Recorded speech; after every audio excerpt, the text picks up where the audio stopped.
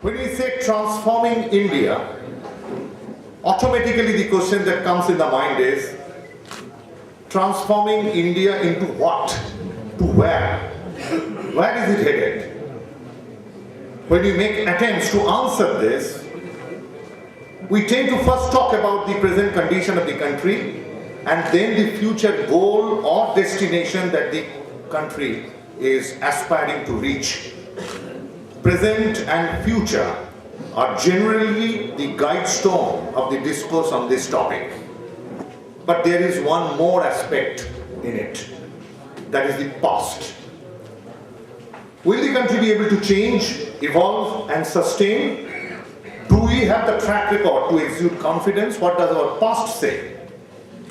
There is a French saying which goes like this: plus ça change, plus la même chose, which means more it changes, more it becomes the same thing, same as it was. Let's first pause for a while and look back. We all know about the spectacular rise of Japan in the 20th century. The Western countries were flabbergasted, dumbfounded about the stellar rise of the Asian country called Japan. They wanted to know the genesis of this rise. There was a Belgian economic historian called Paul Bairoch. He did a study and gave his finding not only about Japan, but also about the other Asian countries and also about the entire world.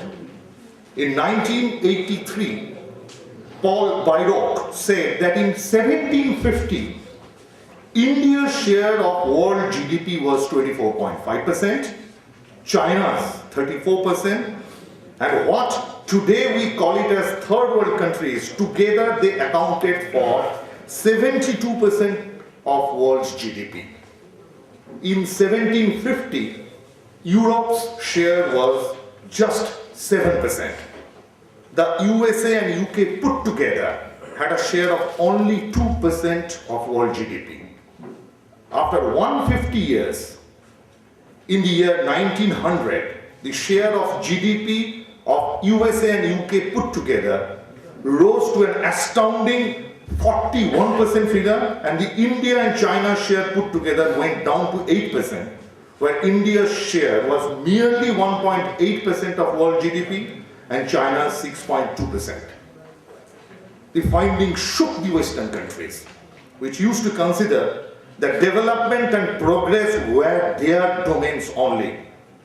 In fact, it was a rags to riches story for the West, which many economic historians ascribed it to plunder, loot and manipulation of the Asian countries by the colonization by the West, rather than scientific, institutional and democratic development that the West preferred to call it as.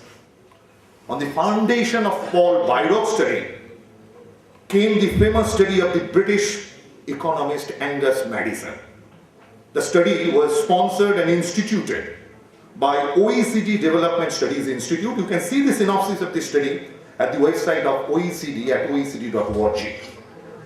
After the extensive quantitative macroeconomic study for 6 years during 2001 to 2007, Angus Madison published a book entitled The World Economy Millennial Perspective. In this book, Angus Madison gave 2000 years perspective of the world. In the first year, 2000 years back, that is in the year 1 AD, India's share in world GDP was 32%, China 28%, Asia 73%.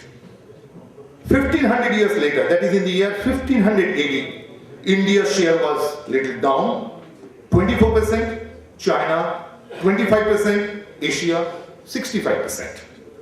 200 years, that is in the year 1700 AD, India once again went up 25%, China 22%. After 50 years, in 1750, as already told, China's share was 34%, India 24.5%. So, in the major part of 2000 years, it was basically a race between India and China. Sometimes India was ahead, overtaking China, sometimes China was ahead of India. That is our past. We have a strong track record. India, for the major part of the history, has occupied a commanding height in the global scenario. Then came the colonization of the world by the European countries.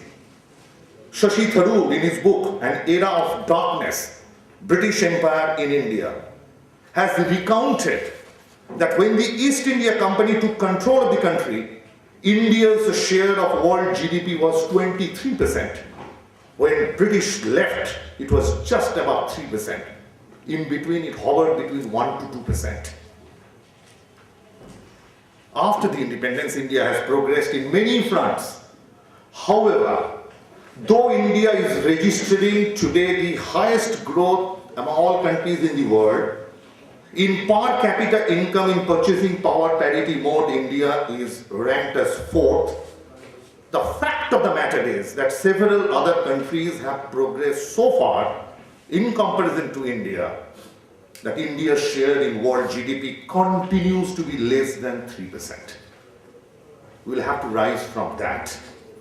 But as we have a strong track record, a commanding economic prowess that the country had once upon a time, today, when you talk about transforming India, many of the global thinkers call it not only mere transformation, but it is a phenomenon where the empire is striking back.